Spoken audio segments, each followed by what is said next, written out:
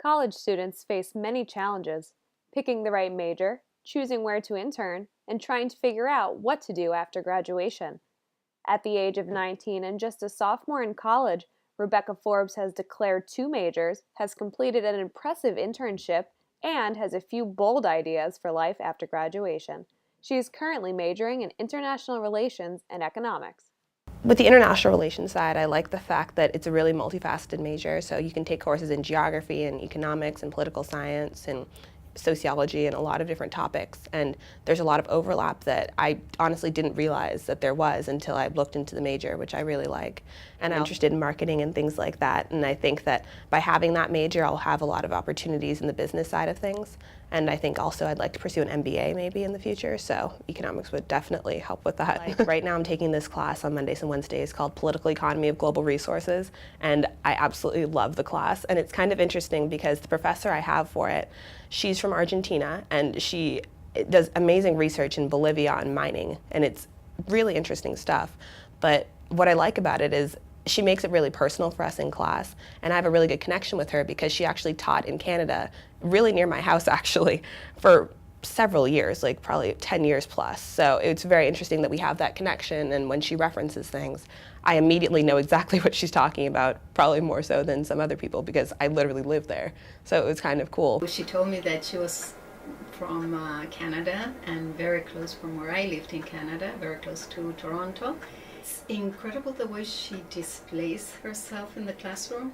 Most students, the first time they have to talk in front of a classroom feel a little bit intimidated. She wasn't intimidated at all. And her way of speaking, she's so bright. I mean, she's excellent, really. Forbes had the chance to intern in Washington, D.C. this past summer, where she learned a lot about herself and what she wants to do in the future. Well, I interned at Environment America, which, like you said, it's a federal advocacy organization in DC, and I pretty much was a media and online outreach intern, so I participated in a lot of press events. I attended Senate hearings, wrote press releases, and released reports and things like that. And after coming back from that, I definitely decided that I was very interested in the communication side of business and marketing and things like that. Forbes is a scholarship athlete on the volleyball team. During her first year at Bucknell, she met Professor James Cons, who was responsible for directing her toward her first big internship.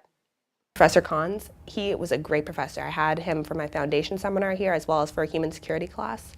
He was fantastic, and he was one of those professors who recognized exactly what you liked and what your interests were and then would build off that. So if the class was really responding well to case studies, and instead of focusing solely on theory, he would redirect all of our lessons and change it entirely, so we would have a case study every single class to learn from. So everyone would learn better, everyone would proceed better. Also, I was one of those students who would go and see him at office hours really often, which I really liked just because he was one of those professors who you could talk to about just about anything, which was really cool. But that's also how he found out about my interest in this internship, because he had just received an email, just generally it's like spread this to your students kind of thing. And he was like, this is for you. You got this. It's like, okay, I'll give it a shot. Professor Cons is currently teaching at the University of Texas, but had this to say on behalf of Forbes. Rebecca is a truly motivated and extremely dedicated student. She has pursued her goals with a commitment that is rare among undergraduates. I was pleased that she decided to pursue an internship that allowed her more access to the policy world this past summer. I have no doubt that Rebecca will continue to excel in fields related to public affairs.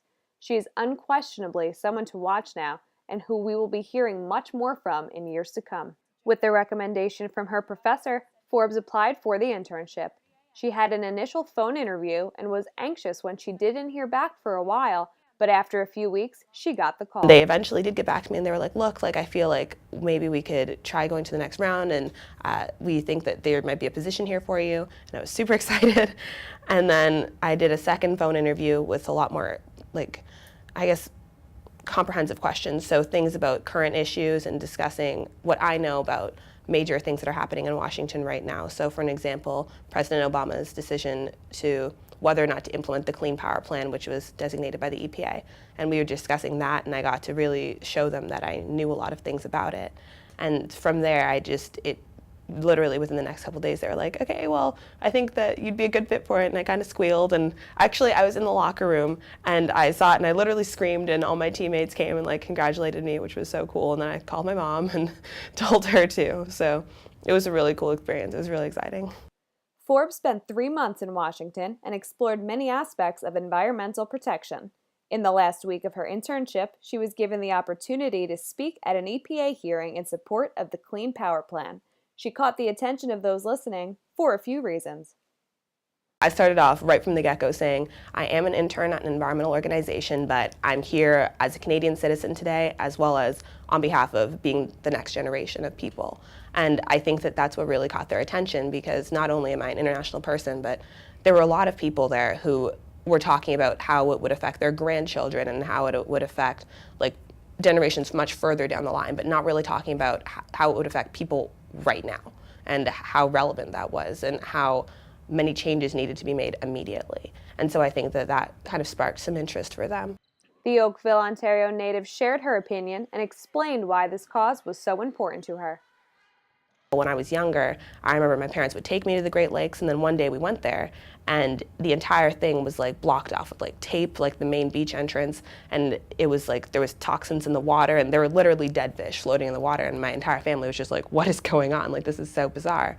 And I always remembered that, and then I realized pollution was a huge part of that, and there is huge damaging effects. And obviously Canada does produce pollution just like any other developed country, but at the same time, it's pretty well known that the US and China demonstrate some of the largest pollution in the world.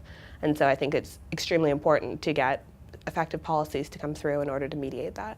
To get up and say her piece in front of professionals in DC was nerve-wracking, but Forbes said she wouldn't trade her experience for the world. I don't regret it at all, because I mean, it was very demanding on me, I think, to have to just come up there, especially like you said, with my age. And I think I was one of the first younger people to actually go up, at least from what I saw that day. Before me, there had been a couple governors and senators that had gone that morning and done their testimonies. So it was kind of difficult to go after someone like that, because you're just like, wow, I could not possibly be more shown up than I am at this given point in time.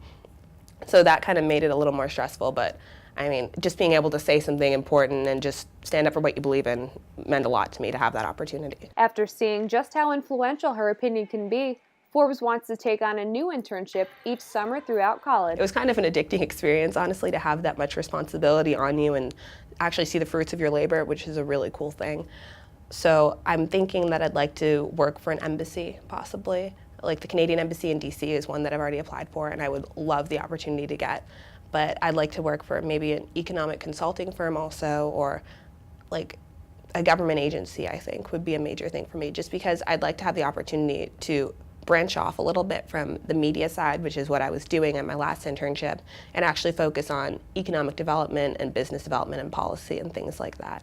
For the time being, Forbes is focusing on her sophomore year and plans to take advantage of every opportunity that comes her way. It feels great to be in classes where everyone is always being challenged, and you always have professors that, like, sometimes they seem super difficult, but at the same time you're like, they're doing this because they actually care and they actually want me to learn and understand this material and use it in the future. College is a time when you have the opportunity to explore things, so I might as well take full advantage.